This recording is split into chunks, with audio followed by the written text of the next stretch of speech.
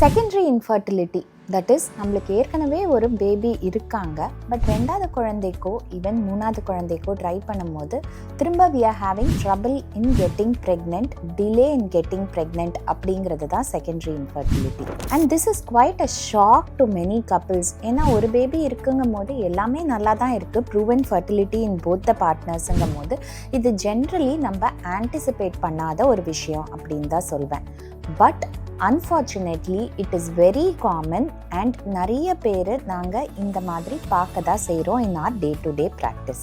So secondary infertility எவ்வளோ common கேட்டிங்கன்னா, it is almost as common as primary infertility where அவங்களுக்கு baby இல்லைன்ட்டுன்னு. இதுக்கு என்ன காரணங்கள் இருக்கலாம்? அகெயின் த காசஸ் ஆர் ரஃப்லி split equally between both the man as well as the women. First factor in women I will say is age.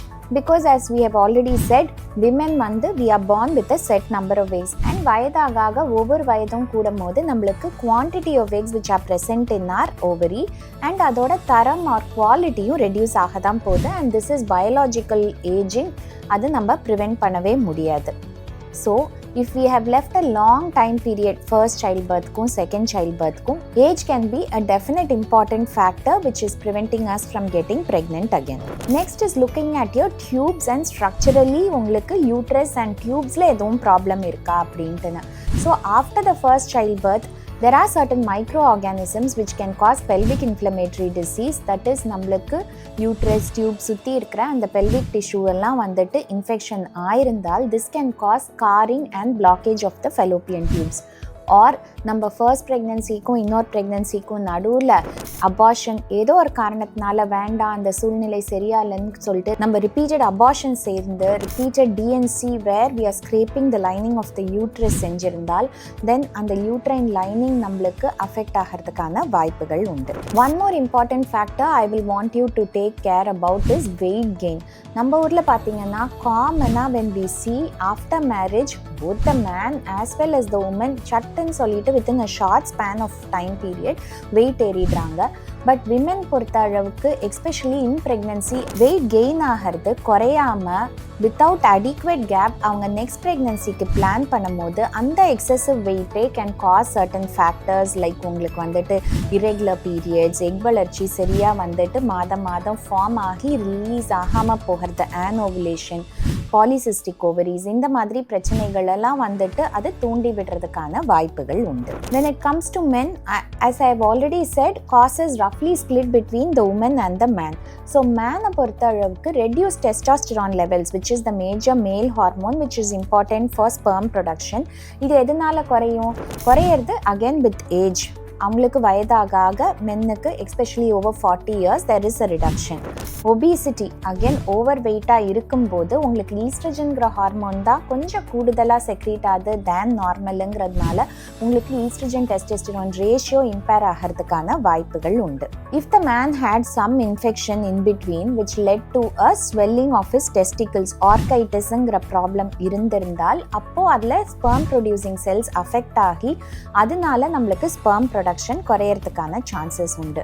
இல்லை ஏதோ விளையாடிட்டு இருந்தாங்க cricket or some other contact sports ஆடும்போது அவங்களுக்கு வேற பக்கம் ஏதாவது அடிபட்டு இருந்தால் ஹெமட்டோமா அப்படின்னு சொல்லிட்டு அங்கே ரத்தம் கட்டிக்கிட்டு அதனால நம்மளுக்கு சர்டன் காம்ப்ளிகேஷன்ஸ் உருவாகிறதுக்கான சான்சஸ் உண்டு. இது தவிர if they had undergone any surgery, herniorrhaphies or varicocelectomy where நம்மளுக்கு வெரப்பை சுற்றி இருக்கிற ரத்த குழாய்கள் ரொம்ப வீங்கிட்டு ரொம்ப ஒரு பேக் ஆஃப் வெசல்ஸ் மாதிரி இருக்கும். ஸோ இந்த மாதிரி சர்ஜரிஸ் எதுவும் அவங்க அண்டர்கோர் பண்ணி அதில் எதுவும் காம்ப்ளிகேஷன் ஏற்பட்டிருந்தால் அதனால அவங்களோட ஸ்பெர்ம் ப்ரொடக்ஷன் டிக்ரீஸ் ஆகிறதுக்கான சான்சஸ் உண்டு. Other lifestyle factors, environmental chemical exposure, constant heat exposure, for example அவங்க ஷெஃபாக இருந்தாங்க, ஒரு வெல்டராக இருந்தாங்க, எப்போவுமே அவங்களோட scrotum is expose to a high amount of heat, or அவங்களுக்கு டெய்லி ஸ்மோக்கிங் ஹேபிட் இருக்குது, ஆல்கோஹால் இன்டேக் அதிகமாக டெய்லி எடுத்துக்கிறாங்க, they are heavy drinkers, all this over a period of time டெஃபினட்டாக ஒரு குழந்தை பெற்றிருந்தாலும் இன்டர்வீனிங் இயர்ஸில் impairment improvement of sperm quality and quantity ஆகிறதுக்கான வாய்ப்புகள் உண்டு. So when should they meet the doctor கேட்டிங்கன்னா, if the woman has regular cycles, நம்ம முயற்சி பண்ணுறோன்னு சொல்கிறதுக்கு ஆவரேஜாக 3 to 4 times in a week உடலுறவில் இருக்க சொல்கிறோம். if it is not possible for various reasonsனா ஓவுலேஷன் பீரியட் என்ன, கருமுட்டை ரிலீஸ் டைம் என்ன அப்படின்னு பார்த்துட்டு சேரணுங்கிறது முக்கியம்.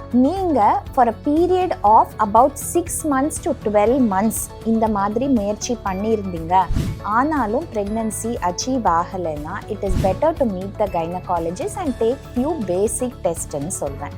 இந்த பேசிக் டெஸ்ட் என்னன்னு கேட்டிங்கன்னா, for the woman it is a simple ultrasound. அவங்க யூட்ரஸ் அண்ட் ஓவரிஸ் நார்மலாக இருக்கான்னு பார்க்குறது, டியூப்ல ஏதாவது அடைப்பு இருக்கா அப்படின்னு பார்க்குறது, ஹெச்எஸ்ஜி ஆர் உள்பரிசோதனை பண்ணி ஒரு மருந்தேற்றி எடுக்கிற x-ray test, certain basic blood test உங்கள் ஜென்ரல் ஹெல்த் எப்படி இருக்குன்னு பார்க்குறதுக்கு, like you haemoglobin, sugar, thyroid function இதெல்லாம் நார்மலாக இருக்கான்னு சொல்லிட்டு தெரிஞ்சுக்கிறதுக்கு பிளட் டெஸ்ட் எடுத்துக்கிறது பெட்டர். மேல் பார்ட்னர் ஒரு ஹஸ்பண்ட் பொறுத்த அளவுக்கு டெஃபினட்டாக certain basic blood test again அவங்க ஜென்ரல் ஹெல்த் கண்டிஷன் எப்படி இருக்குன்னு தெரிஞ்சுக்கிறதுக்கு.